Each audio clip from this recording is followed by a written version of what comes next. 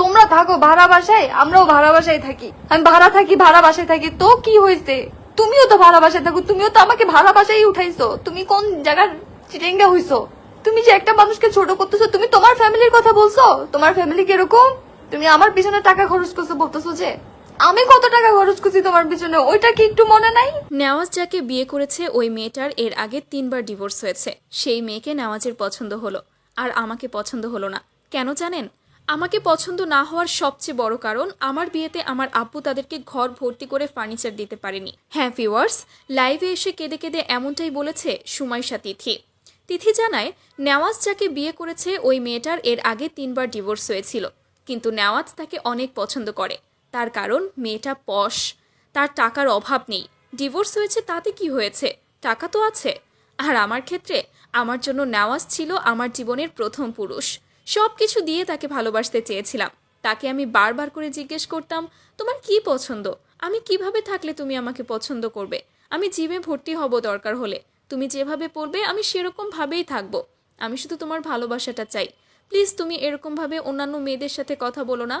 ঠিক এমনভাবেই নিজের স্বামীর কাছে আকুতি করেছিলাম, কিন্তু ওর আমাকে পছন্দ হলো না। হবে কিভাবে? বিয়ের দিন থেকেই তো আমার উপর রাগ।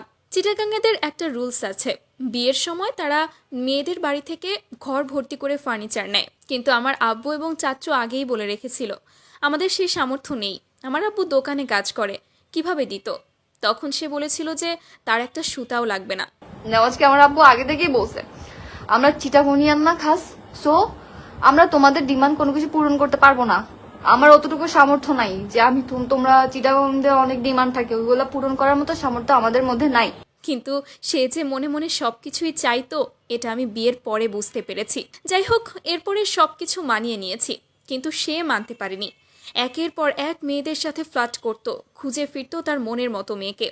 ফেসবুক, ইনস্টাগ্রাম, হোয়াটসঅ্যাপে কারোর সাথে কথা বলতো না, কথা বলতো স্ন্যাপচ্যাটে, যাতে কোনো প্রমাণ না থাকে।